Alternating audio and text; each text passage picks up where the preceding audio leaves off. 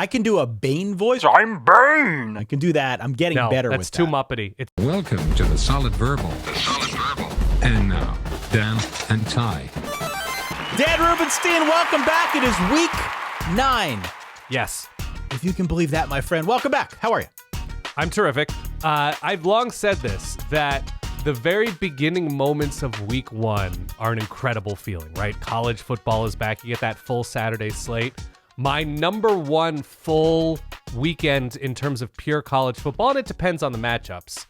We're a week shy. We're a week short. It's week 10. But there is something building in me, Settle. There is something building where I have this like crazy anticipation for knowing a good amount about so many teams, which I guess some listeners might suggest otherwise. Sure. But knowing as much as I'm going to know about a good number of teams, heading into like that 9-10, weeks 9, 10, 11 part of the year where the air is finally shifted here. It's a little bit chillier. You're getting into some big heavyweight rivalry type matchups. Not the biggest, but there is that scar tissue. There is the emotion involved in a lot of these matchups. I just think we're in the middle of such a wonderful football jacuzzi, and I just want to stay here for like 6 months, if that's okay with you. I love this time. Completely in agreement. I love it. Welcome back, one and all. We're going to talk through week 9. Go back and listen to the Tuesday episode where we previewed some of the 3 big games this week. I say some of the 3 because that sounds awkward, because I didn't mean that, but because there are a bunch of games that we need to talk about today. Yeah. And I'm excited to go through them with you, Dan. Of course, with the Verballerhood, we would encourage everybody to head on out to verballers.com and sign up for Run the Board. We're going to give away a $200 gift card this week to our friends over at Home Field. Not a sponsor, could be. Sure. Get in on the action by going to verballers.com and signing up for any tier. We will talk through some of the games that you will be picking momentarily, Dan. On today's episode, of course, a bunch of previews. We're going to talk through when you can go out and be amongst the people. Dan, I know you're going to be amongst the people. I am going to be amongst the people, yeah. We will get to that at some point in the very near future here on the episode. A bunch to get through. How are you feeling, though, more broadly about this week from a thematic standpoint? Glad you asked. So as I was going through these matchups, I started noticing something that I'm sure has happened other times of the season, but I noticed something with some of these bigger matchups.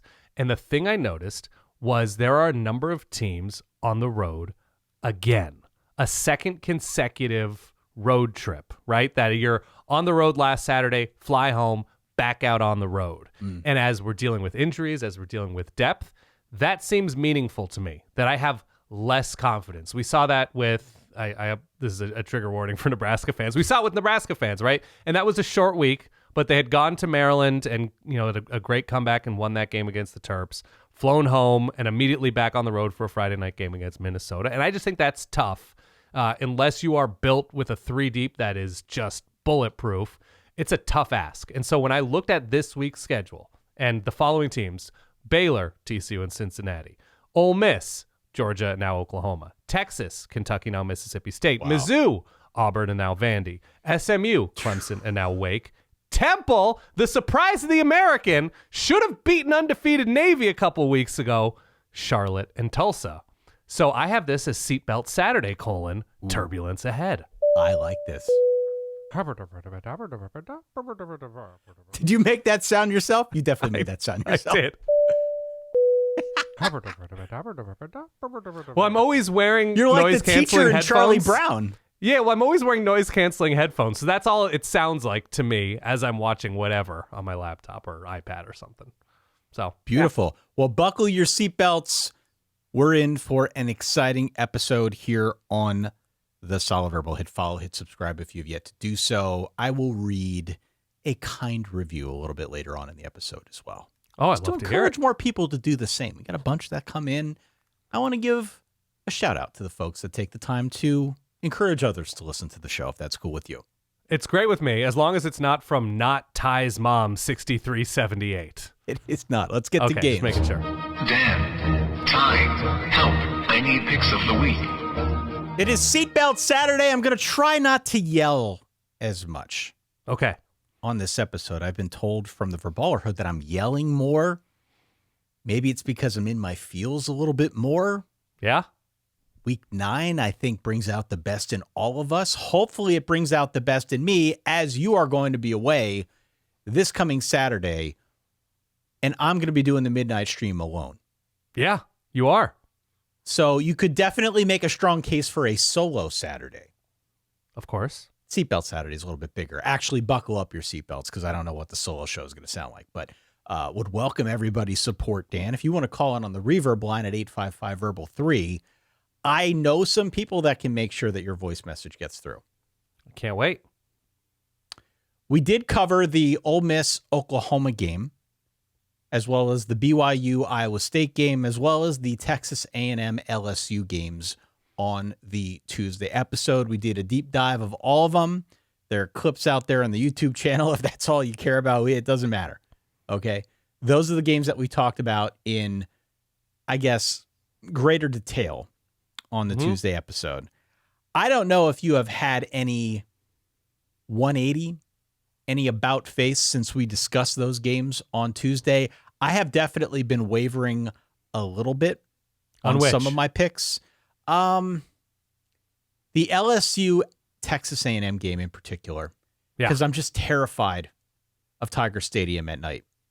Yeah. And I went in on Texas A&M, and I've also been on the sly kind of building this little betting model that I'll talk about here. I need something because the picks have been bad. Yeah. So I've been building this thing, and my model has been telling me that some of the picks that I made early are the wrong ones. So right. I guess this will be an interesting test for it. But yeah, LSU at night at home to me is interesting. I feel good about the BYU pick, even though I think we disagreed on that one. And I still feel pretty good about the Ole Miss Oklahoma pick. But the A&M one, I'm definitely having a little bit of second thoughts. Okay. Yeah, I'm quadrupling down. I like Texas A&M a lot more than I like where LSU is at as a team, as a program right now. I think they're better coached. I think by and large they perform better. I didn't love the A&M run defense in that first half against Arkansas and defense overall. But all the same, LSU and that defense, which I'm almost positive is really good, at home as an underdog in front of what should be a frenzied crowd in a big emotional matchup. I'm going to stick to my guns here. I'm going to stick to my line of thinking, my credo, and I'm sticking with LSU and riding that defense until Brian Kelly manages to break that as well. 3:30 ESPN. It is number 15 Missouri. It is number 10 Vanderbilt. Vandy is a 2.5-point home favorite. We got messages from people out on the YouTube saying, hey, I looked at the time code of the Tuesday episode. I did not see any mention of this game. That's because we're going to talk about it today. We're going to talk about it right now. Everybody, and I feel like everybody, and I'm going to yell, I don't care. It's okay. Is really high on Vandy right now. As they should be. As they should be. If you go through, if you look at the results of the Verballer poll, you got some really interesting votes for Vandy that are coming in. Pretty much everybody's got them in the top 12 at this point. And I think rightfully so. Continue. Absolutely. But it is a spectrum for where people feel Vandy should be within that top 12. We've had some as high as 3. We've had others as low as 12. I don't think we had anybody left them out of the top 12. But there are a lot of folks that I think are really feeling Vandy right now, and I get it. We both picked them to cover last week. They won outright. I thought they looked really good. I love this team. I love this story. I think most people listening right now feel the same. Okay. So I think now is the right time. I think now is the right time to say hello to the bad guy, Dan. Okay. How so? I had an evil laugh sound that I apparently didn't pull down onto this computer that I was going to play right here. That's pretty good, right? That approximates evil. I think it is, yeah. It's Sibelius? not quite as evil as the laugh that I pulled off YouTube, but it's good. Okay. Give me it one more time, please. If I can establish my reputation as sort of like an edgy bad guy, what would that do for the show? I think a lot of people would have a very difficult time believing that you have a drop of evil in your body. Has Vandy played a real offense other than Alabama? I mean, Alabama's almost as real as it gets, right? Other than Alabama. They lost to I know. Alabama by 2 scores. Have they played a real offense other than Alabama? I'm looking right now. I'll wait. I can wait. Okay, Virginia Tech has struggled. South Carolina has struggled. Georgia State has struggled. Utah State, hold on, let me look at the official number, but I feel like they've been scoring points, albeit, not the craziest schedule. Utah State is around top 40 in terms of points per drive. Okay. I think they scored a little bit against Vandy, right? Keep going. I'll wait. I got nothing but time. Okay. Well, no, we're not going to do a 2-hour episode. And then LSU, if we're leaving Bama aside. Okay, so Bama by far the best. Utah State likely the second best in terms of actual production. LSU has struggled to score more than lowish 20s. Just to refresh the memories of the Verballerhood. Vandy lost that game on the road at Alabama by 16 points. It really wasn't that close. It was competitive for a chunk, I would say. I'm on Mizzou here, dog. Okay. I'm on Missouri. I think they're good enough on offense to pound the ball on the ground. I think they're good enough on defense to not get pavia'd. Yeah. Because I was looking through some of the stats on the Missouri side. Missouri has played 3 quarterbacks that I view at least as really talented scramblers. Good runners of the football at the quarterback position. Jalen Daniels, Lenoris Sellers, and Jackson Arnold. If you add up all of their rushing yardage, how many rushing yards do you think combined those quarterbacks have had on the ground against Missouri? Probably not many, judging by your tone. 11. It's pretty great. Good 3 job, quarterbacks, 11 yards. Do you know how many times those 3 quarterbacks were sacked by Missouri? So is your number incorporating sack yardage, or is this independent of sack yardage? The number was incorporating sack yardage. Oh, okay. That's beside the point. I don't know, 8 or 9 times total? 12. Something like that? Damn. 11 yards, 12 sacks. Give me Mizzou. 28-17 is the final. They are not getting pavia'd. They are going to get a big win here on the road, despite the fact that they're a dog. Okay. I mean, you're highlighting the defense now of Mizzou because the offense of Vanderbilt has been incredible. And I have a triple nugget here, a Danalytics nugget. Sure. Vanderbilt's one of the most improved offenses in America right now. All right, I can turn off the robot, the Danalytics robot. Vandy this season has been outstanding. And it's not like they were bad last year on offense, but they've improved to such a crazy degree. Their downset conversion rate in terms of like how often are they generating a new set of downs is incredible. Their rushing attack has been so much better. They went from like 103 to like number 1 in terms of expected points added per attempt. They've been great. They overhauled their offensive line. They sort of flipped their left tackle and right guard and left guard depending on the strong weak side. It's a very old school thing. I was texting with our buddy Jeff Schwartz about it and what Vandy does. They just have some ass kickers up front. So I'm not saying Mizzou can't overwhelm Vandy up front. I'm just saying you look at that tape against LSU, and Vanderbilt was just mashing on the ground against a good LSU front. Yeah. So I'm going with Vandy here because I think you evaluate. I'm going to get personal here, Ty. And Please. I've mentioned this recently. I think you evaluate too often in a vacuum. That you're saying this is what Mizzou is and can be and who they are. And so I think they're going to do this, even though they just took 2 overtimes to score 22 points or something against Auburn last week on the road in a big emotional win, and now go to Vanderbilt, another road test for them. And so I'm not falling for this. Let's think of a Tyson vacuums.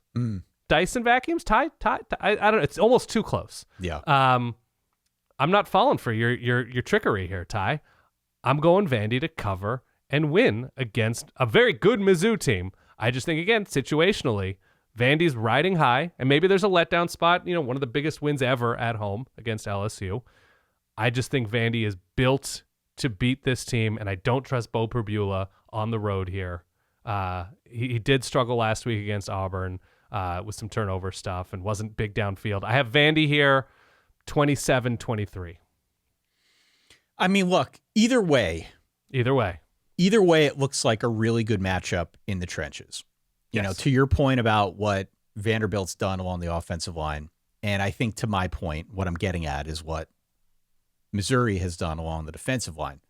That matchup is going to decide this game. I think we can agree on that. For sure. It's just a matter of, can Vanderbilt get Diego Pavia going? He is clearly the catalyst, the engine for this offense. And if they can't, if Mizzou can do to Pavia what they have done to some other quarterbacks who are mobile and who can be used in, that capacity, then I think it favors them. If Vanderbilt can continue doing what they've done on the ground with their line, get Pavia into positions where he can make plays, they're going to win the game. So It should be a great game. It's a fascinating matchup. And not just because it's a Vanderbilt team that is now in the top 10. I think there are some real interesting matchups here, positional matchups on the field that make this one pretty cool. So I'm excited. I'm excited to see it. It's at 3:30 again on ESPN. My sense is that we're going to have a bunch of folks out there who have hot takes on this one because Vandy's involved. And again, Vandy is like this darling right now. Let's say hello to the bad guy, Dan. Give me that sound one more time.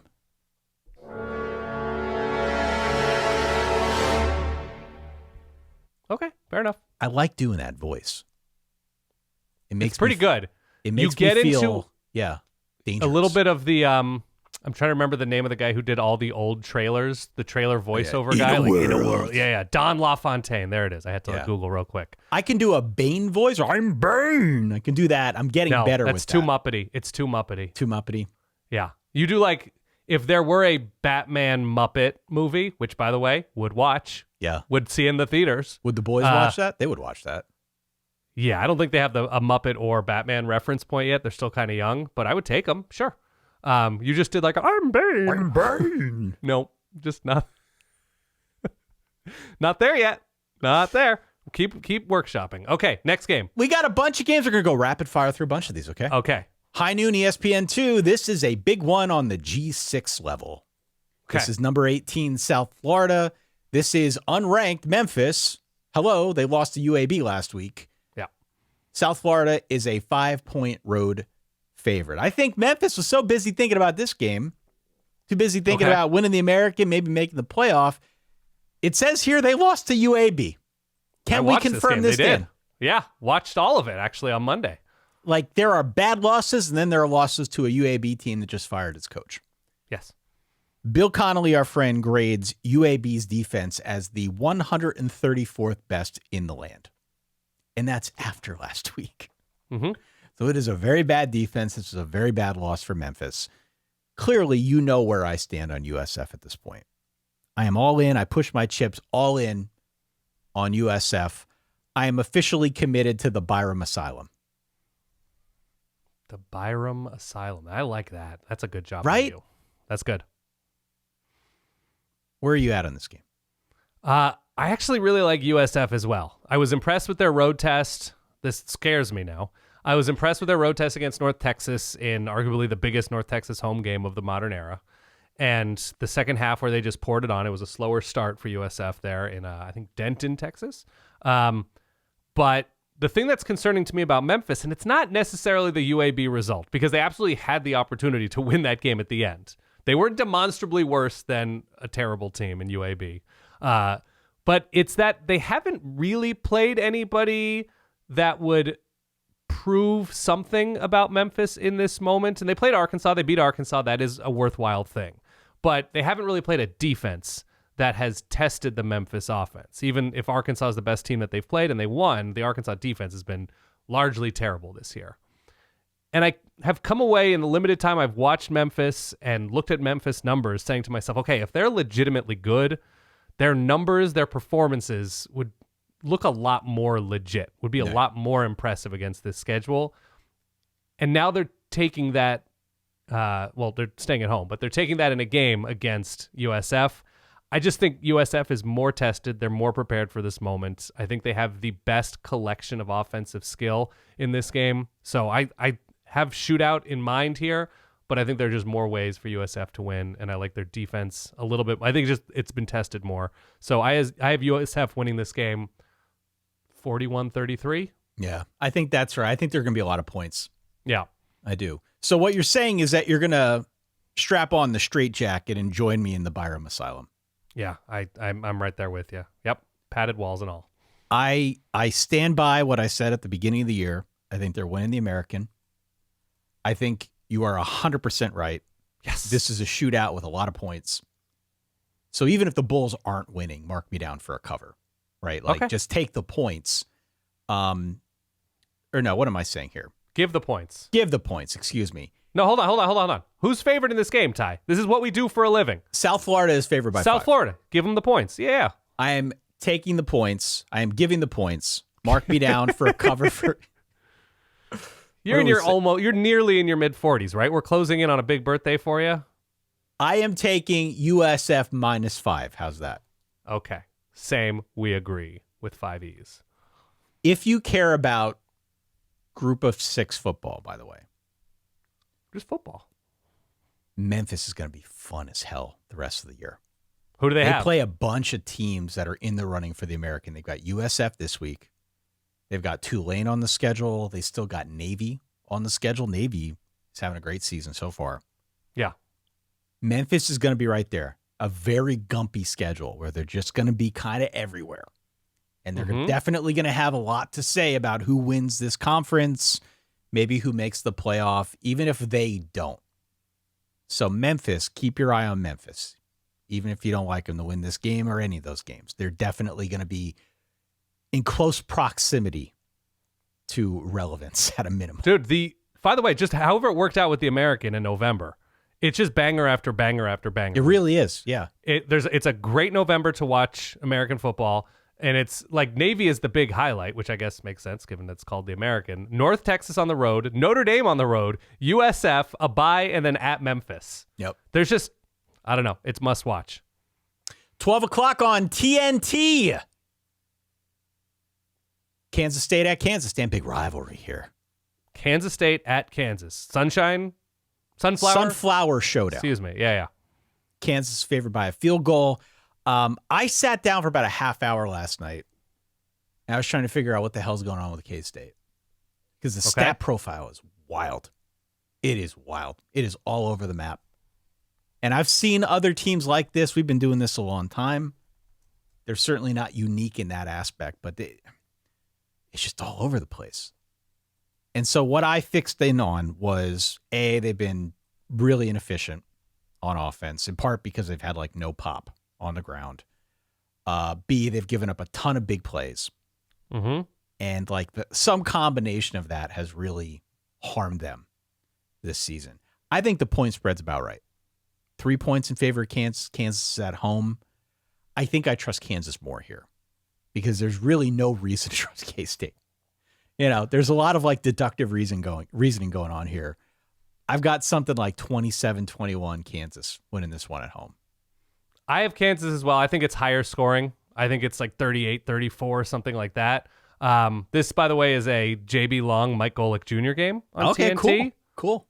I think good, excitable announcers in this one for a good, excitable game.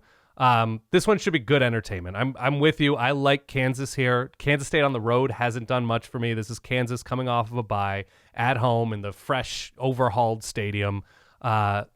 I like the Jayhawks pop on offense. I don't love their defense, but there's something about Kansas State week to week that you've used this word week in, week out.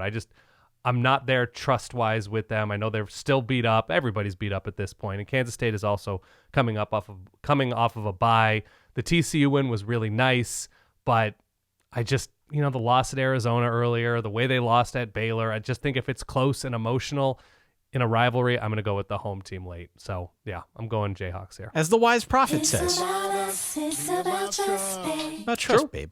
Yeah. We both trust Kansas a little bit more. 3:30 ABC, number 4, Alabama on the road at South Carolina. Alabama is a 12-point road favorite, Dan Rubenstein. You may recall South Carolina made a switch at offensive line coach, I believe before last game against Oklahoma. They gave up 6 sacks.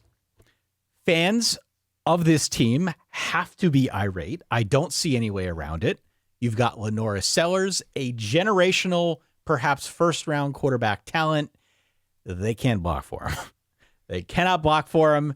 There is definitely a bit of this that feels like they are wasting his talent on this team.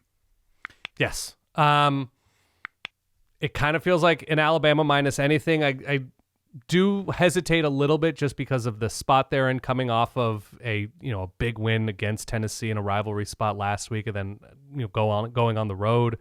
And it's a good quarterback at South Carolina, but when you watch this Gamecock team, you just feel bad for him. You feel bad for Lenora Sellers that he can't just take a drop back and step into a pocket and find a receiver. I don't love their receivers. The defense at South Carolina is not bad. It's a decent enough defense. It's a defense good enough to win SEC games and a defense good enough to be half of a bowl team coming out of the SEC. But the offense is just such a nightmare. The offensive line is there's nothing to be done here. The adjustments haven't been there. And so I'm going Bama minus anything. By the way, I did check because for some reason I remembered, when we do our preview shows in August, we're going to be wrong about so much. We're going to be wrong about for yourself. So many teams. Speak for yourself. But I remember the South Carolina fan base being aghast that we had serious questions about South Carolina this season. They were like, I don't know, man. They lost more a than lot. a couple. Yeah. And I just went back and looked at it. And again, I am no different if somebody says something bad about my team in any sport. I'm like, you don't know what you're talking about. You're not paying attention to the details here. But there was a lot of this offense has a lot more electric playmakers than you realize. They're so stacked on offense in a way that you can't comprehend. Anything less than 10-2 is insane. Like comments like that. And I looked back and I was like, you know what? God bless. I love the emotion. I love the spirit. But I didn't understand it then, but I was open to it, and it has not worked out. No, so I hope they can get it figured out because people talk about like big programs, like, oh, college football is better when Nebraska's good, when Florida's good. I don't know. I love South Carolina. I want South Carolina to be good. That stadium rocket, I always say it on this show, the electricity of Williams-Brice. That's what I want out of my college football. South Carolina doing weird stuff every week. Are you familiar with the movie Independence Day? No, go on. New? There is a scene in Independence Day towards the end when the aliens come down and Will Smith and Harry Connick Jr. are kind of flying through the Grand Canyon or wherever. You remember that? You know what scene I'm talking about. Of course. And there's a moment where on the radio, Harry Connick Jr. says to Will Smith, I'm going to try something here. Yeah. And Will Smith says, Harry, no, you can't bank at that speed. And then he tries it and he gets blown up by the aliens because the aliens. Captain Jimmy Wilder. Yeah. I should have pulled the sound, but this just came to me as we're talking through here. Yeah. I'm going to try something here, Dan. Okay. Do it. We've heard a lot about Lenora Sellers, yeah? We have. Have we seen they him? were a gust of wind away from winning this game last year in Tuscaloosa. Have we seen him truly take a game over yet this season? No, but has not had, the opportunity. Bama does not create a ton of pressure. Okay. Bama does not blitz in order to try and force the issue with creating pressure. Right. They play a lot of zone. In fact, about 80% of the time they're playing zone. Good to know. They played one quarterback remotely similar to Lenora Sellers back in week 1, and he had them on skates and they lost, Tommy Castellanos. We've seen where things have gone with Florida State. Diego Pavia can move, man. This is the final game of Cocktober. Even Gunnar Stockton can move. Bo Pribula can move. They've actually played more quarterbacks who can move than not. Lenora Sellers is cut from a different cloth. Oh, he's different. I get that. He's but it's not different, okay? You can compare him to all those guys if you want to. Yes, they can move. They're not. This is not a bunch Sellers. of Drew Bledsoes on the schedule. No. They All due played respect to one Drew guy Bledsoe. who I think rises to this level of mobility. Okay. Sure. And yes, Pavia, they can put Pavia on the move, but Lenoris is different, man. He is different. Pavia is not getting drafted in the first round. Final game of Cocktober. Biggest remaining home game for South Carolina. Okay. Would you say de facto national championship? Not at this point. South Carolina. I think No? people will be excited for this game, But I think the reality of 2025 is set in on the South Carolina fan base, that it's just not going to be as hyped a place as it would be if they were pretty good. Has Bama looked mortal away from Tuscaloosa? This season, Alabama away from Tuscaloosa has lost at Florida State, beat Georgia on the road. That's pretty difficult to do. Beat Mizzou on the road. Difficult to do, but very close, though. Demolished. These are top 15 teams, though, except for Florida State. There is one South Carolina game every year that makes 0 sense. Okay. And this is that game. Okay. South Carolina is going to win this game outright 26-24. I love this from you. Where's my sound? The Yakos, home dog of the week. By the way, sidebar here, because we've just been talking about Diego Pavia a bunch this episode so far. Diego Pavia is going to be the most famous and legendary Montreal Alouette of all time. I'm calling my shot right now. Yeah. Continue. If I were Lenora Sellers, I'd be offended that you compared him to those other quarterbacks. Good quarterbacks. I'm sorry. Successful mobile SEC quarterbacks? Lenoris is different, man. Norris might be the first overall pick. That's fine. Get that out of here. They are mobile. I get what you're saying, but I think this guy's different. And I think there is going to be a game this year. This is going to be the one. This guy's not mobile enough to win games in 2025, apparently. He is going to put the team on his back. They're going to win this game outright. This is going to be a shocker of week 9. And I'm going to have to talk about it without you because you're going to a fall wedding. Listen, you told me I need to call in and do a reverb, or I'm going to send in a video that you can play in the beginning of the episode. And if Alabama, what time is this game kick? 3:30. 3:30 Eastern time? Yep. So it'll be long over. It's a night wedding. Yep. I will, on video, in my formal wear, admit defeat. Also at 3:30, Big Ten Network, number 23, Illinois, on the road at Washington. Washington is favored by 4.5 points. I've been really high on Washington this year. And then I've been reading a lot on social media of what Washington fans have to say about Washington. And I've detected much frustration, at least among the very online segment of Huskies fans. So I have definitely taken a second look at the Huskies. I am curious to get your thoughts on this game, Dan. I would like Washington a lot more if part of the Washington story this year and recently, if it didn't include the amount of offensive line injuries that Washington is trying to play through. And so I don't love Illinois' defense. Illinois is down at least a couple of key contributors on defense, including, I think, their best DB. But I think there's just more on Washington that's known in terms of how to corral this offense. We saw last week the run game completely disappear. You know, Damon Williams is a big part of that. Jonah Coleman is the run game, and they weren't able to do anything against Michigan's defense on the road. Illinois' defense is not Michigan's defense. But I just think the book on Washington has more chapters in terms of how to play the Huskies. And so that their defense isn't anything special and below average thus far, I generally think a part of my rubric is if I think Washington's decent. I think they're pretty good. And it's a distance to travel for Illinois. It's off a bye week for the Illini, but it's a distance to travel. The home field advantage of Washington, I think, can be significant. We saw Ohio State buy up like half of that stadium, though. Yeah. But I don't think Illinois is going to travel in that same way. I'm taking the Illini here. And I don't love it. I think they're going to be a ton of points is how I'm kind of coming down in this game. Like, I think somebody's winning this game 31-27, 35-31, somewhere in there. I don't know what the total number is here in Vegas, but I wouldn't hate taking the over in this one. So I'm going to take Illinois. 33-27 for me. What's the number? Do you have I don't have you? the number in front of me. Okay, I'll look it up. So what's your reasoning? I think they're going to be able to throw in Washington. I think Luke Altmaier quietly had a great season. Yep. I think he's going to go off in this one. And I hear what you're saying about the offensive line stuff on Washington. I mean, again, all you got to do is go online. You could read a lot of the same stuff. 54.5, 55.5, 53.5 over. is somewhere in there. I think I go over. 33-27, I've got Illinois winning this one with a lot of points. Same. A little damp, by the way, in Seattle for this Yeah. one. I did look that up, but when is it not at this time? Also at 3:30, CBS. The Floyd of Rosedale game, Dan. Yeah, baby. They play for a pig trophy. Minnesota on the road at Iowa. Iowa is a 9-point favorite. 9 points.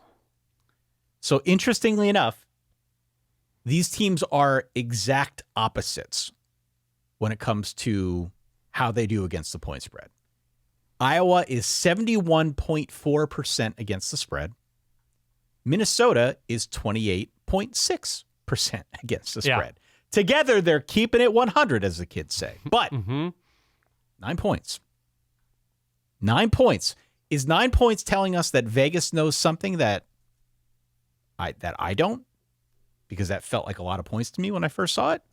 Or does 9 points feel about right to you? It feels like a big number, which kind of, I mean, there's not crazy weather.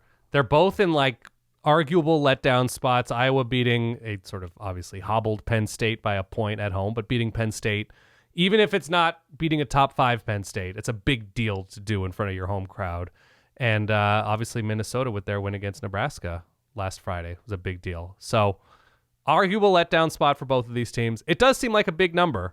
One thing I did consider when looking at this is Iowa's scoring points without a passing game. No pass. They're like Navy of the Midwest.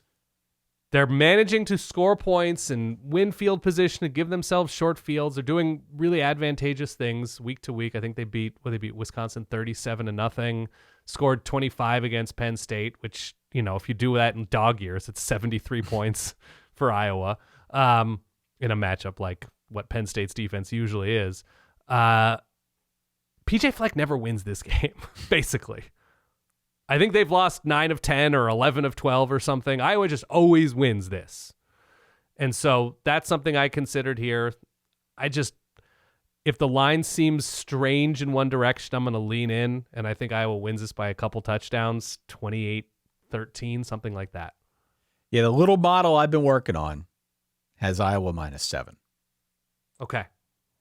So to that end, I'm going to go points. I'm going to take Minnesota plus the points, but this does look like a slugfest to me where Iowa wins. What time is kickoff? 3:30. Okay. I've got it at like 17-13, and I'm with you. The fact that Iowa has now fully committed to the ground game, I think has made them better. Like, they're not even trying to hide it. They're just going to run. And Mark Gronowski as a runner has been much better than when they tried to make him a passer. Which is tough when you're a quarterback, but yeah. It's tough, but he's good at it, you know? I mean, that's part of why they brought him over. That was part of the appeal. They're just steering way more into that than they are his arm. Yep. And Minnesota looked great last week. They killed Nebraska's line. I just think it's a different matchup this week. It's a different matchup this week. They're not going to have as much success against Iowa as they did against Nebraska. I will be rooting for my beautiful, beautiful Golden Gophers to take back Floyd. Sure. But I think Iowa wins 17-13. Give me those points. You just made the body blow sound unintentionally. Yeah, it's great. I'm going to give the points. Iowa is just, they're winning in very Iowa ways once again. And I feel good about it at home. And I think the Minnesota win was very nice against Nebraska. But I think beating up on a team with no trench strength is, not the most impressive. Trench strength? I don't know. Their offensive line doesn't protect their quarterback all that often, and they can't stop the run. So, I don't know. Beating Nebraska is nice, but it's not beating a top 20 team right now. 4 o'clock, ESPN 2. Baylor at number 21, Cincinnati. Cincinnati favored by 4.5 points, Dan. And I'm thinking a lot of points. That feel right to you? A lot of points here? It does. Yeah. I've got this one at 37-31 Cincinnati. Yeah. And I graded this one out at about Cincinnati -6 on the aforementioned model that may or may not have any scientific quality to it whatsoever. Yeah. Neither team plays pass defense. The difference that I see is that Baylor also doesn't play any defense. They don't stop the run at all, and Cincinnati's been very good at that, actually, this season. So I think Cincinnati's the better team. I think everybody is sleeping on the Bearcats right now. I think they're a pretty good squad, and I think this will give them another opportunity to show it. But they're going to need to score a lot of points because I think Baylor's going to score a lot of points. This is going to be a fun game in the middle of the day. I'm going to take the points here. I think Cincinnati wins this game. The thing you have to remember with Baylor is they are dead set on torturing their own fans this season. They are absolutely dead set on torturing their own fans. They neither win big nor lose big. They were down, 17, 20, 21 points or something against TCU and came back, made it look closer than it actually was, likely. But they win close, they lose close, they win in dumb ways, they lose in dumb ways, and I think that trend continues here. I think the defense will let them down, to your point, but I think it's going to be a nice back and forth. Let's go 38-35 Cincy. I just jotted down for Tuesday's episode, we need to do a bit on the most tortured fan bases in 2025. I think that'd be fun. If you've got a suggestion, solidverbal@gmail.com, let us know. We'll include you. Baylor's in that conversation. Baylor, Nebraska. There's a bunch. Well, think about who... Arkansas, Auburn. Oh my God, Auburn. Well, yeah, Auburn continues. In the ACC this year, tortured fan base. Save it for Tuesday. I'm giving some considerations. Florida State gave themselves a lot of hope after week 1. Yeah, I think we're past the point of torture now. I think the fan base is essentially dead for the 2025 season, but early going, until people figured out what was going on, We've had some reversals too, so it's like seemed tortured and now has hope. The UCLA reverse, that's unusual. Cincinnati lost to Nebraska in week 1 and has since looked really good. But UCLA lost to UNLV in New Mexico, and Northwestern. Sure. That's a good, submit your team, submit your application for your fan base. 7:30 NBC, it is Michigan, number 25, on the road, a 14-point favorite against little brother, Dan, Michigan State. Not my words, Mike Hart's words. That's true. It was a long time ago. 14 points, is that too many in a rivalry? No, because this defense is that bad. And this is a game that Michigan is always going to want to win by 93 points. Like, the question is, what are you betting on if you side with Michigan State? What are you betting on right now? Because Michigan's not perfect.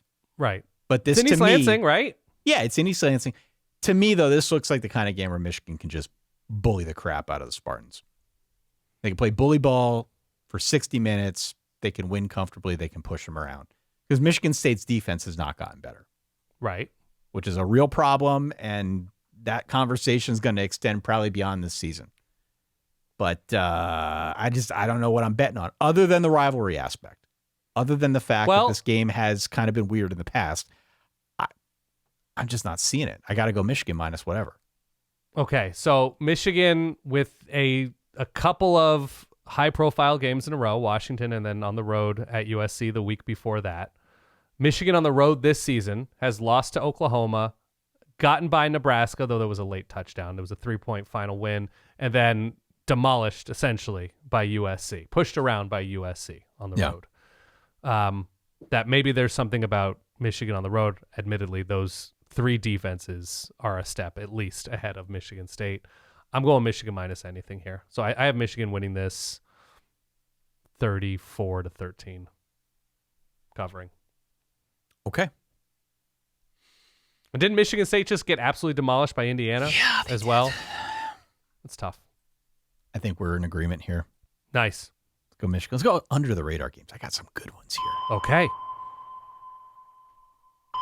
I put these under the radar games on the document because there's a reason to care. Might not be obvious, but there's a reason to care. Maybe we've got upset potential. Maybe there's another storyline that needs to be surfaced here for the Verballerhood. Maybe it's a Seatbelt Saturday game. Maybe it's a Seatbelt Saturday game. Turbulence ahead. High noon on the C-Dub. SMU on the road at Wake Forest. Oh, I SMU love this matchup. is only a 3.5-point road favorite. Now, SMU is unranked, but they are 5-2. They're at 3-0 in conference. If all of the projected favorites win out from here on out in the ACC, Yeah. which won't happen, I know, but if it goes super chalk, your ACC title game would be Georgia Tech versus SMU. Yeah. But that said, Wake Forest is a pain in the ass. They play whistle to whistle. They're going to fight them. And SMU's got Miami on deck. So perhaps a little bit of a look-ahead spot here. Letdown look ahead. Who did SMU beat last week? They beat Clemson, did they not? They beat Clemson, Dan. Letdown look-ahead sandwich here. I will take Wake Forest plus the points. I don't know if they win outright, but this to me feels like every bit the reason why we came up with a letdown look-ahead sandwich. Is it also not a seatbelt Saturday, right? Turbulence that game ahead. was at Clemson. Yep. So SMU is flying, unless they're hanging around the East Coast, flying to South Carolina, flying back to Dallas, flying now to Winston-Salem. Yep. Or wherever they're actually flying into in North Carolina. Wake Forest coming off a bye, yes? Plus the points. Strong defense? Yeah. Are they one of my Nuggets? Oh my God, they absolutely are. Wake Forest, from one of the worst to one of the best. Now, schedule is what it is, but they're performing like a really strong defense or strong defensive improvement team should be performing. They're way better in forcing 3-and-outs. They're great in the red zone. They don't allow anything through the air. Again, the quarterback's face is not incredible. They're getting a ton of pressure thanks to 2 big edge transfers. I like where Wake is at in this one. I'm going to say Wake in an upset. This is part of my credo. This is a good defense at home as a home dog. I don't know if the environment's crazy, but coming off a bye means something to me. So I like Wake out right here, 28-27. Also at high noon, ACC Network. Number 16, Virginia. On the road at North Carolina. The point spread is 10.5 in favor of Virginia. I think there is a chance that North Carolina gets absolutely crushed in this game. You think so? Lock of the week. They are terrible, Dan. I don't think the fan base cares about this team. I don't think the fan base cares about a game against Virginia, even though Virginia is very, very good. Virginia is not a traditional power. I think Virginia is going to go limb from limb and annihilate UNC in this game. Game's at North Carolina, right? So what? So what? North You Carolina. think Virginia and Tony Elliott and Chandler Morris are afraid of a checkerboard end zone or an Argyle end zone? I don't think so. Give me the who's. So North Carolina likely because of a fumble, they should have beaten Cal on the road last week, right? Okay. That would have been a step forward.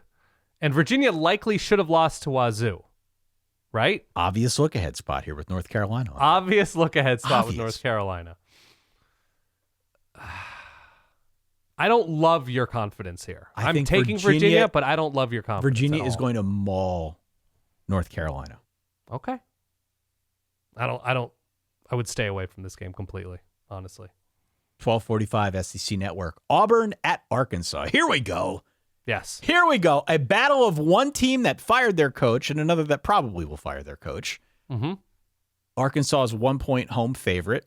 You have to think that the stakes are pretty high for Hugh Freeze because if he doesn't win this one, they're probably missing a bowl, and that would be really bad. Yeah. So I think Hugh Freeze back to the wall. Give me Auburn. Give me Auburn. Yeah, I'm going to take Arkansas. Why? Okay. I don't like betting with Auburn. Man. The 2025 SEC season, riding with Auburn just brings sadness to the masses. All right, listen. Yeah. Listen. Do you agree with me when I say that Auburn is good enough on the ground to roll out the Notre Dame playbook against Arkansas? Do I think Auburn's good enough on the ground? Yes. I guess. And those are two different teams, though. They're yeah, obviously. But I'm saying I think Auburn is good enough on the ground that they can force the issue. They can run the ball. They can control the clock. They can avoid getting into too much of a shootout because this one's got shootout written all over it. Sure. I do like Auburn's defense. I think it's something like 34-23. Auburn wins. So they're going to score twice as many points as their highest scoring SEC output this year against Arkansas. I'm sorry, does Arkansas play any defense? It doesn't matter. They're going to score more points than they're going to score more than 17 points. Yeah. No, I know. Yeah. I'm agreeing with you. Yeah. I just don't think they're going to double it up. So Okay. I'm taking Arkansas to win this one in a heartbreaker. Heartbreaker. 27-24 Hogs. Bobby Petrino wants that job. Hugh Freeze is playing to stay in his job. Bobby Petrino is playing to get it full time. Actually, that's a lot of points for Arkansas. This is a good defense. In a letdown spot, losing in overtime to Mizzou. I'm going to say 20-17. The 17 streak continues. Or the 17 number continues. 4:15 SEC Network, number 22, Texas on the road at Mississippi State. Texas is a 7-point road favorite, Dan. Yeah. Who are you picking? I'm going Mississippi State here. I knew it. I knew you would do this. I don't love it, but they've acquitted themselves, other than the A&M game, they've acquitted themselves really well against quality teams this year. They don't back down from anybody. Texas coming off of the Seatbelt Saturday performance, going into a Seatbelt Saturday performance after sneaking by Kentucky in overtime, double overtime, scoring almost 17 points in the process, right? 16, that magic 13 was SEC your number? final. Yeah. Nearly 17. Almost got the 17. There's just nothing about this game being in Starkville that has me confident in this Texas offense solving issues. It's not, the Kentucky defense isn't incredible. Texas made a ton of mistakes on offense. I think Mississippi State, this is going to be a juiced up crowd for Texas, for Arch, for Sark, you name it. Yep. It's going to be low scoring, but I have Mississippi State winning this game. Wow. Outright. 17-14? Yeah. Woo! Yeah. Statistically, Mississippi State actually has better offense than Texas. Doesn't take much. I mean, nobody had that one on the bingo card back in August when everybody I think Texas just moved a freshman receiver to running back. Yeah. Because they've gotten exceptionally thin there as well. Nobody had that one back in August. That Mississippi State statistically would be better than Texas on offense. Everybody's picking Texas to be in the Final Four. Yeah. I think you had them in the national championship. I had them playing Penn State, which we won't talk about that. But for sure. This is potentially a sneaky upset pick if you are feeling as dangerous as Dan Rubenstein. Yeah. I just think the Texas defense is too much for Mississippi State. Oh, they're not going to score that much on them. I've got it at something like 24-13, Texas with the win. Okay. I actually really like Texas in this matchup. Mississippi State's defense is solid. They're not great. I know. They're okay. Mississippi State's been a great story this year. Mm-hmm. But I think the Texas defense is going to be a little bit too much for them. Okay. 7:45 SEC Network. Number 17, Tennessee, a 9-point road favorite at Kentucky, Dan. Two teams in a bit of a letdown spot. They had big games a week ago, right? Kentucky, obviously, we just talked about what they did against Texas. That was an overtime game. Tennessee was on the road in Tuscaloosa. Kentucky has gotten increasingly better quarterback play since they made the switch over to Cutter Boley. Yep. They still lost 3 straight, though, right? South Carolina, Georgia, Texas. But the quarterback position has definitely improved. I think there has been some good progress there. I still think I like Tennessee in this matchup. I'm not crazy about Kentucky. Giving points? Giving the points, yeah. Is there something about Tennessee in the SEC that has shown that they can win something comfortably? No. So this would be a first. They have a Seatbelt Saturday matchup, right? Correct. Alabama on the road, now Kentucky on the road. I think Tennessee wins this game. I think the number's too big. Final score 27-19, something like that. And finally, 8 p.m. ESPN2. It is Houston. It is Arizona State. Arizona State, number 24 team in the land, a 7.5-point home favorite. So here is my thing here, okay? I'm ready. I think Houston is better than you think. They're better than people think, especially on defense. They are 3-1 in conference. The remaining schedule is gettable. So this is a very big game for them. Yeah. And if you believe that this is a letdown spot for ASU, I think you could build like a little bit of a logic maze to get yourself to picking Houston plus the points. I don't think I can take them outright. So Sam Levitt hasn't lost in Tempe, right? No. Okay. No. Continue. I just don't know if there is such thing as a letdown game for ASU. And I don't know how many times throughout the course of this here podcast we have encountered this scenario with ASU. Right. But it seems to me, if you go back to what happened last year, ASU doesn't have letdown games. ASU builds on the big games. They only get better after the big games. They build momentum, Right. whereas many of the other teams in college football tend to peter out. We were waiting for ASU to peter out all last year. They didn't. They almost won a playoff game against Texas, right? So I think if we learned anything from that experience, they tend to feed off the big wins. They tend to get better after the big wins. I think ASU wins this one going away because of that. Even though I like Houston a lot, and I think Houston deserves a lot more respect, I think ASU is going to feed off of the win from a week ago over Texas Tech. They had Sam Levitt back. He definitely looked much more himself. I think ASU wins this one. I think they are, again, going to start building towards season's end. I think ASU wins. I think Houston keeps it real close. Houston's another one of my teams that I have the sort of nuggets for, the Danalytics. Yeah. Houston's been a really quiet, good story this year. You mentioned the defense. They've been really good at preventing big plays, forcing 3-and-outs. But in terms of offensive improvement, they're one of the top 10, I think, most improved offensive teams in terms of points per drive. Tanner Koziel, big deal. Why the tight end transfer coming in along with Amari Thomas, the receiver transfer. There's just been a huge uptick in terms of offensive success. They were a nightmare on offense last year. They have the dudes this year. They're way better on third down. They're playing faster at times. Yeah. The offensive line has been sort of an up and down thing, but especially on the inside, it's been solidified by those transfers. So Houston's a success story in that they're not incredible anywhere on their roster, but and I didn't even mention Connor Wigman's name. He's been a stabilizing force at quarterback. He can actually throw the ball down the field some, so they haven't had that in Willie Fritz's short time there. Houston's in a really good place. I just think there are more ways for ASU to win. I like that they're at home. I don't love Jordan Tyson's injury. We'll see how he is. I know. I'm watching that pretty closely as well.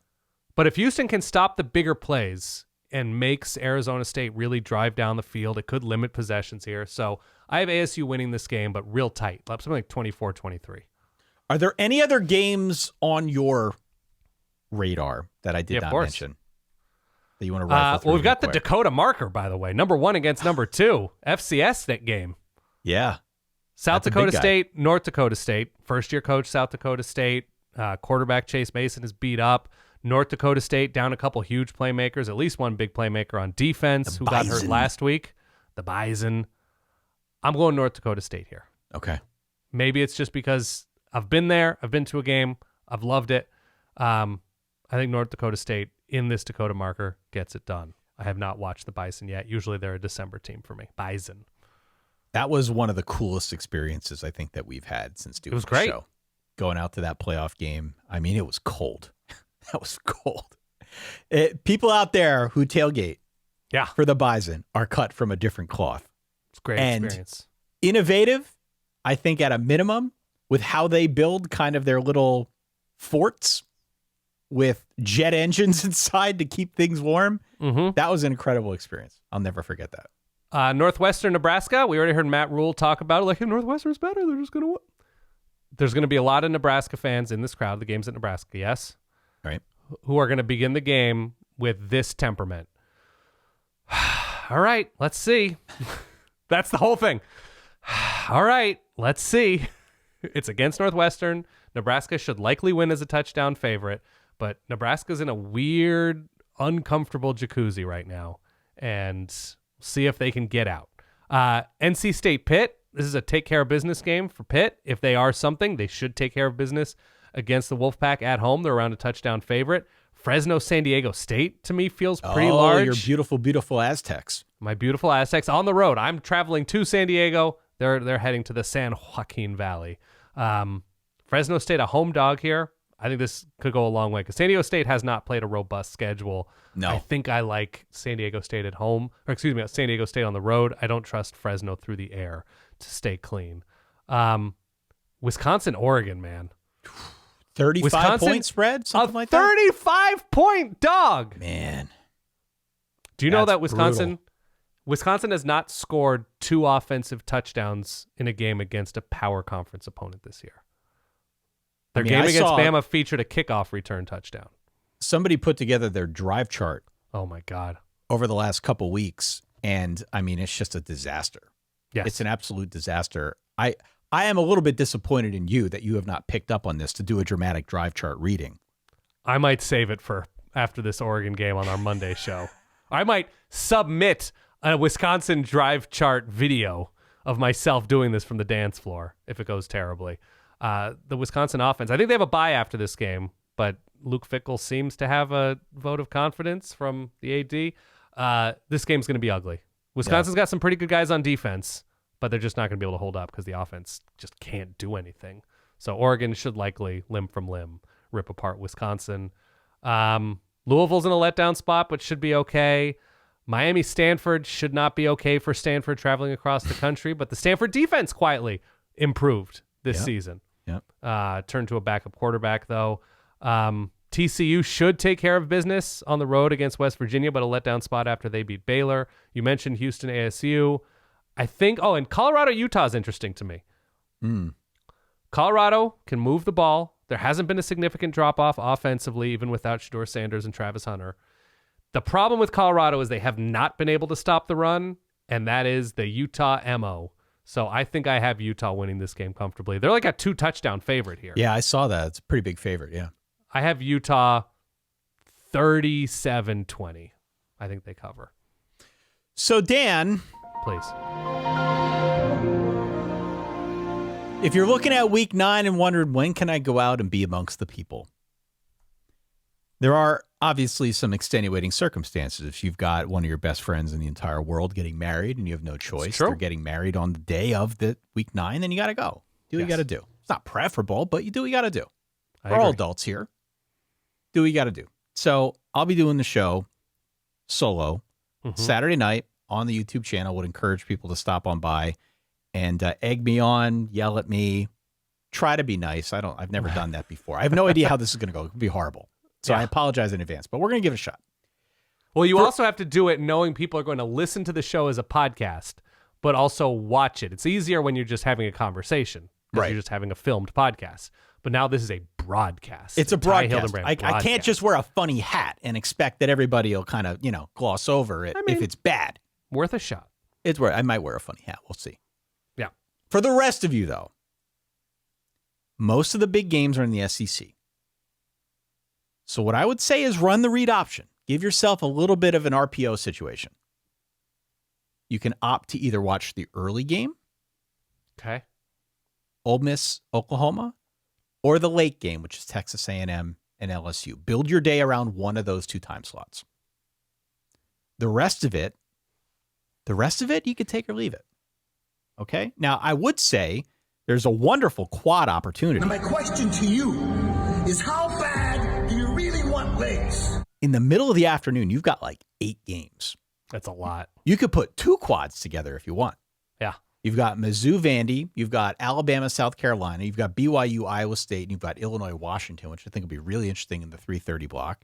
Yeah. You've also got the aforementioned San Diego State Fresno game, which could be fun. Minnesota, Iowa, a traditional rivalry. Baylor, Cincinnati, if you want points. And Texas, Mississippi State, if you want upset potential. Actually, if you want upset potential, you also have Alabama, South Carolina. But that's just me speaking. Okay. Yes. So you can run the read option. I would say if you've got no other way out for plans this weekend, pick one of those games. Early game, late game. If you are going to be in front of the TV all day, build yourself a nice little quad or 2 in the middle of the day. Ooh, I like that. Okay. The RPO. Fair enough. By the way, you should for your solo performance.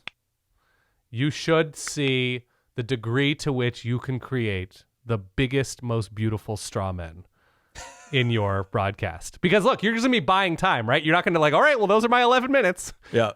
So I've listened to a lot of sports radio, solo hosted sports radio. So what you're gonna have to learn to do is lean on the phrase, I hear what you're saying, but Ty, what about? That is gonna be your key to stretch this. Your hamburger helper performance is gonna be the straw man with every single result. But Ty, I hear what you're saying, but Tennessee, blah, blah, blah. And then you're going to respond to nobody saying what you actually said. That, I think, is going to be the miracle of your Saturday night performance. The miracle of my Saturday night performance. If anybody out there has any tips or tricks but Ty, or advice, if you've done this before, solidverbal@gmail.com, or hit me up on social media if you're out or you'll there. say something like, but where are all those people who are saying you don't hear from them anymore? I think I just did that with South Carolina fans to start the episode. I think you did. But I think you have it in you. Speaking of having it in you, Ty, will you drop that big, stanky, shaking, quaking drum and five? Shaking, it's quaking. Oh, baby, oh, baby.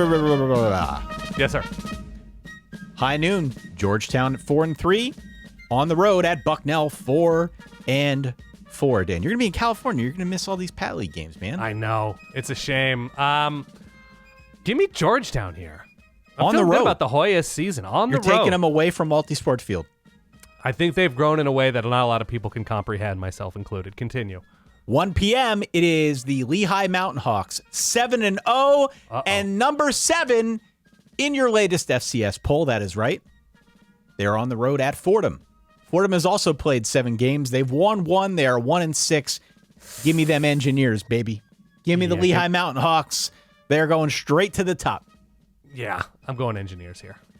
And last but not least, it's a light slate here in the Patriot League this week. We've got Colgate at 2-5. We've got Holy Cross at 1-6. Somebody's got to win. It's a bad football game, Dan. I have not looked at the point spread, but I'd be inclined to go Gators here on the road.